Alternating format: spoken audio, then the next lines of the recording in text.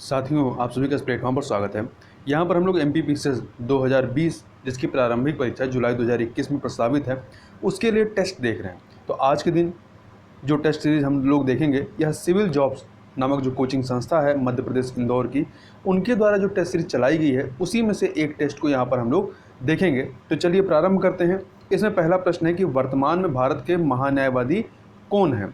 तो वर्तमान में भारत के महान्यायवादी कौन है? के वेणुगोपालन है, और अभी हाल ही में इनका कार्यकाल जो है 1 साल के लिए एक्सटेंड कर दिया गया है। अगला है, भारत का 25वां उच्च न्यायालय कब स्थापित हुआ? तो यह जो है 1 जनवरी 2019 में स्थापित हुआ, और किस राज्य के लिए? तो इसको स्थापित किया गया है आंध्र प्रदेश के लिए। अगला है, देश में सर्वाधिक वन क्षेत्र का प्रतिशत परसेंटेज के रूप में पूछ रहा, परसेंटेज के रूप में किस प्रदेश में है? तो यह सबसे अधिक परसेंटेज के रूप में वन क्षेत्र आपका मिजोरम में है, जहाँ पे 85.41% वहाँ के टोटल भूमि का जो है वो वन क्षेत्र है। वहीं दूसरे नंबर पे आपका अरुणाचल प्रदेश आता है, फिर तीसरे पे आपका मेघालय आता है, और चौथे पे मणिपुर आता है। ये परसेंटेज के रूप में है। यदि आपका क्षेत्रफल के हिसाब से कहे तो सबसे अधिक जो क्षेत्रफल है वन का वो मध्य प्रदेश में है, दूसरे नंबर पे अरुणाचल प्रदेश है, और तीसरे पे आपका छत्तीसगढ़ आ जाता है। अगला, लक्षद्वीप की वर्तमान उपराज्यपाल या प्रशासक कौन है? तो प्रफुल्ल पटेल हैं, काफ़ी चर्चा में है। आगे चलते हैं, वर्तमान जल शक्ति मंत्री कौन है? तो ये हैं गजेंद्र सिंह शेखावत। अगला है, मॉरिशस के प्रधानमंत्री कौन है? तो ये हैं पविंद्र जगन्नाथ। आगे चलते हैं, स्पैरो पोर्टल का संबंध किससे है? तो इसका संबंध जो है जम्मू कश्मीर से है। मध्य प्रदेश में अब तक कितनी बार राष्ट्रपति शासन लागू हो चुका है? तो 3 बार लागू हो चुका है। आगे चलते हैं, क्वेश्चन नंबर 9 को देख लेते हैं। प्रधानमंत्री उज्ज्वला योजना जो 1 मई 2016 को प्रारंभ होता है, इसके अंतर्गत कितने बीपीएल परिवारों को मुफ्त एलपीजी कनेक्शन उपलब्ध कराने का लक्ष्य रखा गया? 8 करोड़। अगला है, विशेष पर्यावरण न्यायाधिकरण भारत से पहले कहाँ पर स्थापित हुए थे? तो न्यूजीलैंड और ऑस्ट्रेलिया में भारत से पहले स्थापित हुए। आगे चलते हैं, निम्नलिखित में से किस कवि को कठिन काव्य का प्रेत कहा जाता है? तो यह कहा जाता है केशवदास को। अगला है, भारतीय संविधान में केंद्रीय सूचना आयोग के गठन का प्रावधान किस अनुच्छेद में किया गया है? तो इसका जो प्रावधान है वो किसी अनुच्छेद में नहीं किया गया है, या कहीं उल्लेख नहीं है, तो डी ऑप्शन आपका सही हो जाएगा। जबकि अनुच्छेद 151 जो है, ये जो कैग वाला पोर्शन है, वहाँ पे आर्टिकल 151 में ऑडिट रिपोर्ट्स से संबंधित है ये। जबकि आर्टिकल 21 जो है प्राण और दैहिक स्वतंत्रता के संरक्षण से संबंधित है, और अनुच्छेद 51 जो है ये अंतर्राष्ट्रीय शांति और सुरक्षा की अभिवृद्धि से संबंधित है। आगे चलते हैं, भारतीय प्रायद्वीप की सबसे बड़ी नदी कौन सी है? गोदावरी है। गोदावरी है, जिसे दक्षिण की गंगा भी कहते हैं, और यह आपका त्र्यंबक पहाड़ी, नासिक की त्र्यंबक पहाड़ी से ये निकलती है। जबकि नर्मदा अमरकंटक की चोटी से, कावेरी ब्रह्मगिरी पहाड़ी से, और कृष्णा जो है महाबलेश्वर की चोटी से निकलती है। आगे चलते हैं, राष्ट्रीय अनुसूचित जाति आयोग का अनुसूचित जाति आयोग को दर्जा प्राप्त है किसका? तो ये संवैधानिक दर्जा प्राप्त है इसको, ठीक है, आर्टिकल 338 के तहत। जबकि 338 का के तहत अनुसूचित जनजाति आयोग को जो संवैधानिक दर्जा दिया गया है। आगे चलते हैं, क्वेश्चन नंबर 15 देखते हैं। मध्य प्रदेश के ऐसे कितने राज्यपाल हुए जिनकी पद पर रहते हुए मृत्यु हो गई? तो श्री राम प्रकाश गुप्ता और श्री लालजी टंडन, ये दोनों ही ऐसे व्यक्ति हैं जिनकी पद पर रहते हुए मृत्यु होती है, अर्थात आपका बी ऑप्शन 3 और 4 सही हो जाएगा, मतलब सी और डी।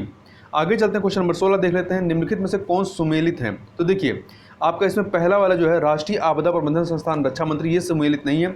जबकि बाकी जो है राष्ट्रीय आपदा प्रबंधन प्राधिकरण प्रधानमंत्री, राज्य आपदा प्रबंधन प्राधिकरण मुख्यमंत्री, जिला आपदा प्रबंधन प्राधिकरण जिलाधीश, ये सही हैं। तो पहला छोड़कर 2, 3, 4 ये सही है, बी ऑप्शन आपका सही हो जाएगा। अगला है, मध्य प्रदेश राज्य लोक सेवा आयोग के अध्यक्ष एवं सदस्य की नियुक्ति कौन करता है? तो राज्यपाल के द्वारा की जाती है। अगला है, अंतर्राष्ट्रीय मुद्रा कोष का नया 190वां सदस्य देश कौन सा बना है? तो ये है आपका अंडोरा, जो है 190वां सदस्य देश बना है IMF का। अगला है, बाबा अलाउद्दीन खां का संबंध किस नगर से रहा है? तो इनका संबंध जो है मैहर से रहा है। सतपुड़ा की रानी के नाम से संबोधित किया जाता है, किसे संबोधित किया जाता है? तो पंचमढ़ी को संबोधित किया जाता है। अगला है, मध्य प्रदेश की पहली नदी घाटी परियोजना कौन सी है? तो यहाँ की पहली नदी घाटी परियोजना जो है चंबल नदी घाटी परियोजना रही है। पुष्पगिरी जैन तीर्थ स्थल कहाँ पर है? पुष्पगिरी जैन तीर्थ स्थल जो है ये आपका देवास में स्थित है। आगे चलते हैं, क्वेश्चन नंबर 23 देख लेते हैं। यह है, प्राचीन काल में किस राज्य की राजधानी उज्जैन थी?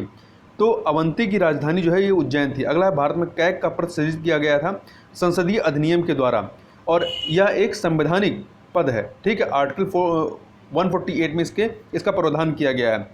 अगला है, निम्नलिखित में से कौन सा शासक बुद्ध के जीवन काल से संबंधित रहा है? तो चंड प्रदोत जो है बुद्ध के जीवन काल से संबंधित रहे हैं। अगला है, सोशल मैसेजिंग ऐप सिग्नल के CEO कौन है? तो इसके CEO जो हैं मॉक्सी मॉर लिंस पाइक हैं। आगे चलते हैं, मध्य प्रदेश का जनघनत्व या जनसंख्या घनत्व कितना है, तो यह 236 है, जबकि 382 जो है ये राष्ट्रीय स्तर पर है। जो 382 दिया गया है ये राष्ट्रीय स्तर पर है। अगला है बच्चों में क्वाशियोरकर नामक रोग किस पोषक पदार्थ की कमी से होता है, तो यह जो है प्रोटीन की कमी से होता है। अगला है एपिडेमिक डिजीज एक्ट या महामारी रोग अधिनियम कब बना, ये 1897 में बना था। अगला है नील दर्पण किस लेखक की रचना है, तो यह दीनबंधु मित्र की रचना है। अगला है जब किसी सेविंग ब्रश को पानी में से निकाला जाता है तो उसके बाल आपस में चिपक जाते हैं, इसका कारण क्या है, तो इसका कारण जो है आपका पृष्ठ तनाव है, सरफेस टेंशन है। अगला है मध्य प्रदेश में सबसे बड़ी अनुसूचित जनजाति कौन सी है, तो सबसे बड़ी अनुसूचित जनजाति जो है यहाँ की वो आपकी भील जनजाति है। सी ऑप्शन आपका सही हो जाएगा। अगला है कोविड-19 से निपटने के लिए ऑपरेशन नमस्ते किसके द्वारा चलाया गया, तो ये जो ऑपरेशन नमस्ते है ये भारतीय सेना के द्वारा चलाया गया। अगला है प्रदेश की प्रमुख तिलहनी फसल कौन सी है, तो प्रदेश की प्रमुख तिलहनी फसल जो है वो आपकी सोयाबीन है। अगला है कृषि और प्रसंस्कृत खाद्य उत्पाद निर्यात विकास प्राधिकरण APEDA की स्थापना किस वर्ष की गई थी, तो इसकी स्थापना जो है 1986 में की गई थी। अगला है नौकरशाही का कार्य क्या है, तो सरकार की नीतियों को लागू करना, प्रशासन चलाना, मंत्रियों की सहायता करना, ये सभी कार्य इनके हैं, तो उपरोक्त सभी हो जाएगा। अगला है पेंसिल पोर्टर किस समस्या के उन्मूलन से संबंधित है, तो ये बाल श्रम से संबंधित है। अगला ग्रीन हाउस गैसों के उत्सर्जन में भारत की हिस्सेदारी लगभग कितने प्रतिशत है, तो भारत की हिस्सेदारी जो है लगभग 6.8% है। प्रार्थना समाज के संस्थापक कौन है, तो आत्माराम पांडुरंग है। मणिपुर का अधिकांश धरातल कैसा है, पर्वतीय है, तो डी आपका हो जाएगा। भागड़ा नांगल परियोजना किस नदी की परियोजना है, तो ये आपकी सतलज नदी की परियोजना है। पवनार आश्रम की स्थापना किसके द्वारा की गई, विनोबा भावे के द्वारा की गई। आगे चलते हैं, मध्य प्रदेश के पहले विधानसभा अध्यक्ष कौन थे, तो यहाँ के जो पहले विधानसभा अध्यक्ष थे वो कुंजीलाल दुबे थे। अगला है आईमैक है एक प्रकार का क्या है, यह एक प्रकार की मशीन है जिसका फुल फॉर्म क्या है, इसका फुल फॉर्म है इंटरमीडिएट मेंटेनेंस एरिया कोऑर्डिनेटर। आगे चलते हैं, मध्य प्रदेश में आयुष्मान भारत निरामय योजना के तहत प्रत्येक पात्र परिवार को प्रतिवर्ष कितनी राशि तक निःशुल्क स्वास्थ्य बीमा प्रदान किया जाता है, तो 5 लाख तक की निःशुल्क बीमा सुविधा प्रदान की गई है। हड़प्पा सभ्यता की खोज किस वर्ष की गई, तो इसकी खोज जो है 1921 में की गई थी दयाराम साहनी के द्वारा। अगला है जैन धर्म का आधारभूत बिंदु क्या है, तो इनका आधारभूत बिंदु जो है अहिंसा है। लाख बख्श के नाम से जाना जाने वाला भारतीय शासक कौन था, कुतुबुद्दीन ऐबक। अगला है मुगल शासन में मुहतशिब कौन थे, तो लोक आचरण अधिकारी होते थे। भारत का अंतिम गवर्नर जनरल व प्रथम वायसराय, अंतिम गवर्नर जनरल व प्रथम वायसराय कौन था, तो ये था आपका लॉर्ड कैनिंग। देखिए 1858 के अधिनियम के माध्यम से जो पहले गवर्नर जनरल होते थे उनको अब वायसराय कहा जाने लगा, तो इस प्रकार से लॉर्ड कैनिंग ही पहला व्यक्ति था जिसको सबसे पहले वायसराय का पद दिया गया, ठीक है। और 1857 की जो क्रांति होती है वो इसी के समय में होती है। अगला है बायोकॉम सत्याग्रह 1924 से 25 जो है ये कहाँ चलाया गया, तो ये केरल में चलाया गया। अगला है मुस्लिम लीग का प्रथम अध्यक्ष कौन था, तो मुस्लिम लीग का प्रथम अध्यक्ष जो था वो आगा खां था और 1906 में जो है मुस्लिम लीग की स्थापना होती है। अगला है भारत का संविधान सभा किसकी सिफारिश पर गठित की गई थी, तो भारत की संविधान सभा जो है ये आपका कैबिनेट मिशन योजना के या कैबिनेट मिशन की सिफारिश पर गठित की गई थी। देखिए कैबिनेट मिशन कब आता है, 24 मार्च 1946 को आता है। इसके अलावा साइमन आयोग का जो प्रस्ताव है, देखिए साइमन आयोग जो है 1928 और 1929 में 2 बार भारत आता है और 1930 में ये अपनी रिपोर्ट सबमिट करते हैं। क्रिप्स प्रस्ताव जो है 1942 का है। माउंटबेटन योजना 3 जून 1947 की है। आगे चलते हैं, राष्ट्रीय कवि प्रदीप सम्मान वर्ष 2019-20 के लिए क्रमशः किन्हें चुना गया है, तो देखिए 19 के लिए डॉक्टर कुंवर बेचैन को और 20 के लिए डॉक्टर सी.ओ. अंबर को, तो सी ऑप्शन आपका सही हो जाएगा। अगला है भारतीय संविधान में किन अनुच्छेदों में नागरिकता संबंधी प्रावधान किए गए हैं, तो अनुच्छेद 5 से लेकर 11 तक भाग 2 के तहत अनुच्छेद 5 से 11 में नागरिकता है, जबकि 1 से 14 भाग 1 के तहत 1 से 14 में संघ और राज्य क्षेत्र के बारे में बात किया गया है, जबकि जो अनुच्छेद 12 से 35 है ये भाग 3 के तहत मूल अधिकार की बात करता है और अनुच्छेद 336 से जो 51 है भाग 4 के तहत नीति निर्देशक तत्व की चर्चा करता है। अगला भारतीय संसद बनती है तो ये लोकसभा, राज्यसभा एवं राष्ट्रपति तीनों के से मिलकर बनती है। अगला है एक ग्रह की अपनी कक्षा में सूर्य से अधिकतम दूरी को क्या कहा जाता है, अपसौर कहा जाता है, एपीहीलियन कहा जाता है, जबकि न्यूनतम दूरी को उपसौर या पेरिहीलियन कहा जाता है। सबसे दूरस्थ जो दूरी होती है अपसौर की कंडीशन आपकी 4 जुलाई को होती है, जबकि उपसौर या पेरिहीलियन की जो कंडीशन होती है ये आपकी 3 जनवरी को होती है।